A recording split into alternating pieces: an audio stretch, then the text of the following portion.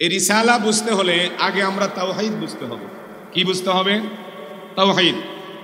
আমাদের এখানে যারা আছে আমরা সবাই কি মুসলমান? সবাই কি মুসলমান? আমাদের একটা কালেমা আছে। কালেমাটা কি? লা ইলাহা মুহাম্মাদুর রাসূলুল্লাহ সাল্লাল্লাহু আলাইহি ওয়াসাল্লাম। এই কালেমাটা 24টি হরফে লিপিবদ্ধ। এই কালেমাটার দুইটা অংশ। কয়টা? দুইটা।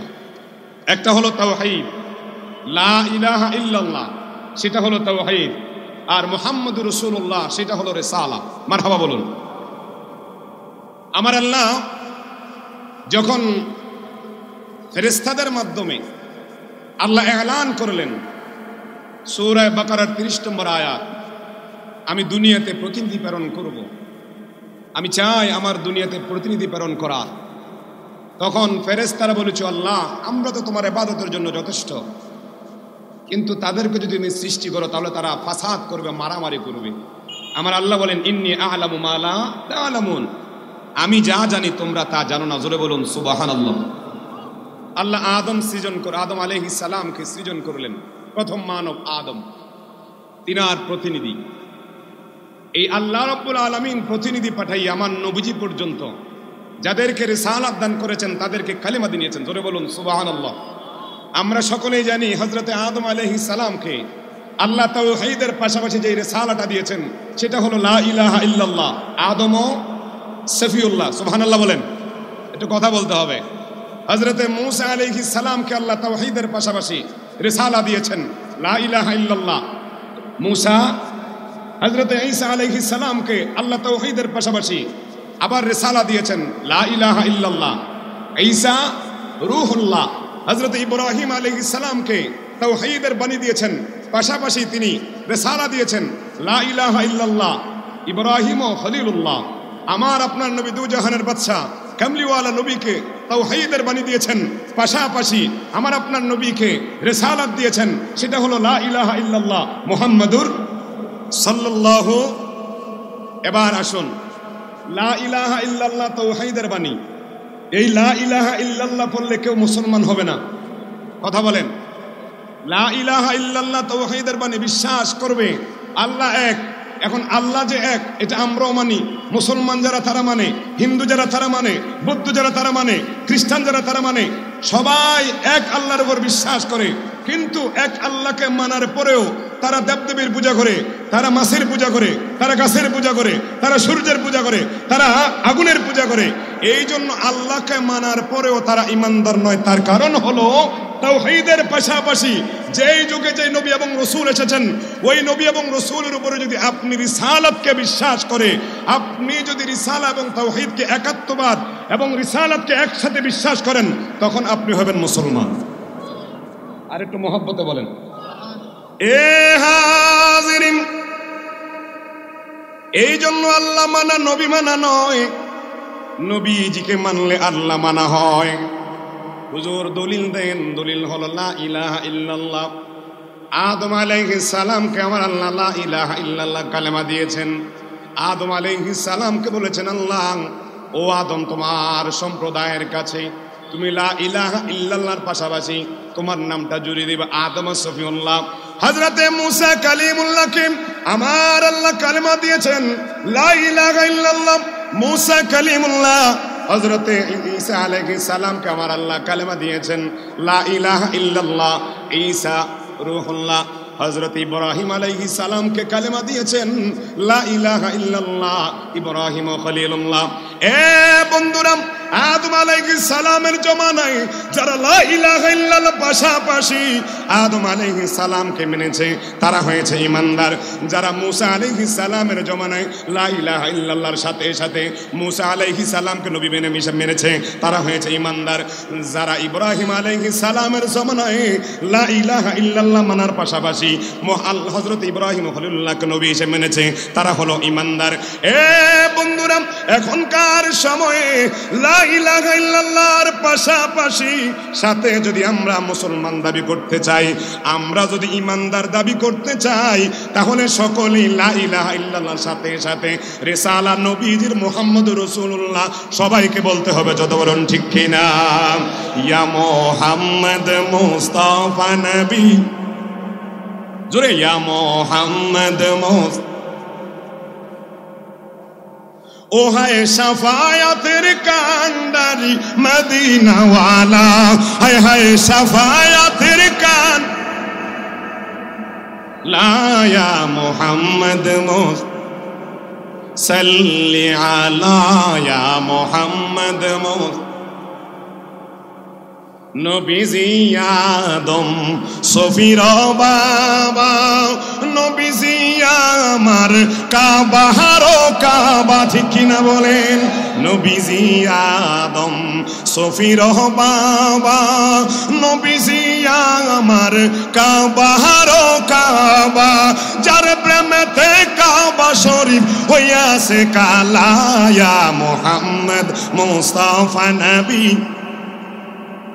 আয়া মোহাম্মদ মুসল্লি আলা, ও হায় শাফায়াতের কান্ডারি শাফায়াদারি মদিনাওয়ালা, ইয়া মোহাম্মদ। এ হাজিরিন গভীর মনোযোগ, আদম আলাইহিস সালামের কালেমা ততক্ষণ পর্যন্ত বহাল ছিল যতক্ষণ পর্যন্ত আদম আলাইহিস সালামকে আল্লাহ দুনিয়াতে নেন নাই, অথবা অন্য নবীকে আল্লাহ দুনিয়াতে পাঠানোর আগে হযরতে আদম আলাইহিস সালামের তাওহীদ এবং রিসালাত বলবৎ ছিল। কিন্তু হযরতে আদম আলাইহিস সালামের পরে যখন নূহ আলাইহিস সালাম এসেছেন, নূহ আলাইহিস সালামের পরে যখন ইদ্রিস নবী এসেছেন, এইভাবে আদম আলাইহিস সালাম চলে গেলেন, তিনার রিসালাতকে আল্লাহ রহিত করে দিলেন। এইভাবে আদম আলাইহিস সালামের পরে কালে কালে যত নবী এবং রাসূল এসেছেন, আমার নবীজির আগ পর্যন্ত সকল নবীদের রিসালাতকে আল্লাহ রহিত করে দিয়েছেন। কথা বলুন ঠিক কিনা? কিন্তু আমার নবীজির রিসালাত, আমার নবীজির নবুয়ত কিয়ামত পর্যন্ত আল্লাহ রাখবেন। কেননা আল্লাহ রব্বুল আলামিনের পয়গম্বর আমার নবীজি সরকারে দো আলম নূরে মুজাসসাম নবীজি জবান মুবারকের ইরশাদ করেছেন, আনা খাতামান নবিয়িন লা নবিয়্যা বাদি, আমার পরে আর কোন নবী আসবে না, আমি শেষ নবী। নবুয়তের দরওয়াজা আল্লাহ আমার নবীজির পরে বন্ধ করে দিয়েছেন। জোরে বলুন সুবহানাল্লাহ, আল্লাহু আকবার। এখন আদম আলাইহিস সালামের জমানায় যারা আদম আলাইহিস সালামকে মেনেছে তারা হয়েছে ঈমানদার, তারা জোরে কোন। এখন নূহ আলাইহিস সালামকে যারা মেনেছে তারা হয়েছে আল্লাহর প্রেরিত যেই প্রতিনিধি আসছে সবাইকে ওই যুগের মধ্যে যারা মেনেছে তারা হয়েছে। তাহলে ঈমানদার হতে হলে লা ইলাহা ইল্লাল্লাহ শুধু সেটাই গ্রহণ করতে হবে না রিসালাতকেও মানতে হবে? জোরে বলেন। এখন বলবেন হুজুর লা ইলাহা ইল্লাল্লাহ মানলেই তো হবে না। তো লা ইলাহা ইল্লাল্লাহ সবার সাথে বলবৎ ছিল, তার কারণ কি? তার কারণ হলো সূরা আহরাফ আয়াত নম্বর 172। আমি আপনি যারা আমরার আগে সবাই চলে গিয়েছে আদম আলাইহিস সালাম থেকে হাসরের মাঠ অর্থাৎ কিয়ামত পর্যন্ত আল্লাহ যতগুলো আদম সন্তানকে দুনিয়াতে প্রেরণ করবেন সবাইকে আলমে আরোহা তথা রূহ জগতে একত্রিত করে আল্লাহর ওয়াহদানিয়তের আমাদের থেকে আল্লাহ অঙ্গীকার নিয়েছেন। জোরে বলুন সুবহানাল্লাহ। এ হাজিরিন, এই জন্য আপনাদেরকে বলি, আমরা যারা মুসলমান ছাড়া যারা আছে, হিন্দু বৌদ্ধ খ্রিস্টান যারা আছে, তাদেরকে যদি বলেন আপনারা বলেন আল্লাহ আসেনি, তারা বলবে হ্যাঁ। খ্রিস্টানকে বলবেন আল্লাহ আসেনি, তারা বলবে হ্যাঁ।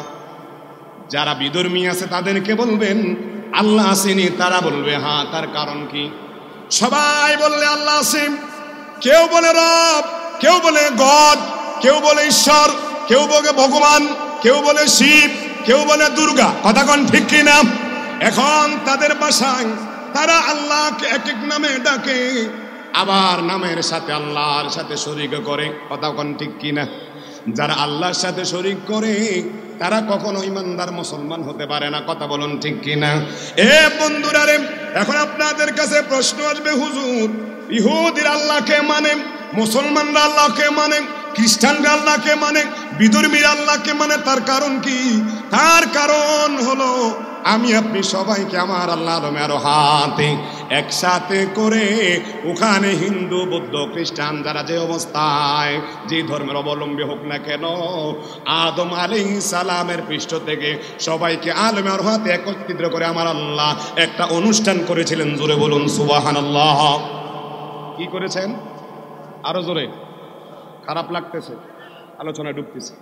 এ হাজিরিন, ওই অনুষ্ঠানের মধ্যে আমাদের থেকে যারা আজ থেকে 1000 বছর আগে এসেছিল তারাও ছিল, আমাদের পরে 1000 বছর পরে যারা আসবে তারাও ছিল।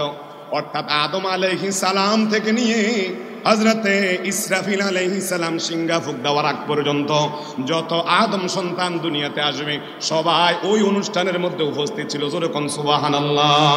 মাওলা তুই রে তুই আউয়ালে আখেরে মাওলা তুই, মাওলা তুই রে তুই আউয়ালে আখেরে মাওলা তুই রে।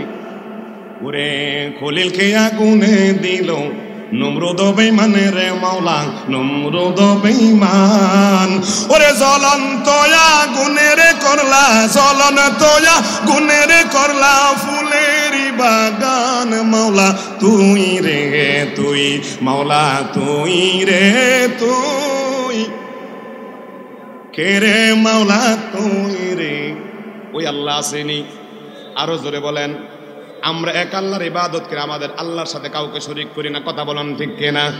এ হাজিরিন, আমার আল্লাহ সবাইকে একত্রিত করেন। সূরা আরাফের 172 নম্বর আয়াত আমার আল্লাহ সবাইকে ডাকতে বললেন, আলাস্তু বিরাব্বিকুম, আমি কি তোমাদের প্রভু নই? আমার আল্লাহ ওই অনুষ্ঠানের মধ্যে সবাইকে সম্বোধন করে আমার আল্লাহ বলেছিলেন, আলাস্তু বিরাব্বিকুম, আমি কি তোমাদের প্রভু নই? আমরা সবাই একমাত্র একাত্রিত বলেছিলাম, ক্বালু বালা শাহিদনা, ওগো আল্লাহ আমরা সাক্ষ্য দিচ্ছি আপনি আমাদের প্রভু, আমাদের দ্বিতীয় আর কোনো প্রভু নাই। জোরে কোন আল্লাহু আকবার। রহিম রহমান নাম তোমার আল্লাহ, জোরে আল্লাহ। সামিউম বাসির নাম তোমার আল্লাহ, আল্লাহ আল্লাহ জলিল জাবার নাম তোমার আহো আল্লাহ। এ হাজিরিন, এখন বলবেন হুজুর ওই জায়গার মধ্যে যারা আল্লাহকে স্বীকার করে এসেছে আল্লাহ এক, ক্বালু বালা, আমরা যারা বলেছিলাম, এখন তাদের মধ্যে হিন্দু ছিল কে ছিল না? বৌদ্ধ ছিল কে ছিল না? খ্রিস্টান ছিল কে ছিল না? বিধর্মীরা ছিল কে ছিল না? এখন বলবেন হুজুর তারা ওখানে আল্লাহকে স্বীকার করার পরে কেন তারা দুনিয়াতে এসে তারা অন্য ধর্মের অবলম্বী হলো? আমার নবীজি মুসলিম শরীফের 2470 নম্বর হাদিসে বলেন, কুল্লু মাউলুদুন ইউলাদু আলাল ফিতরা।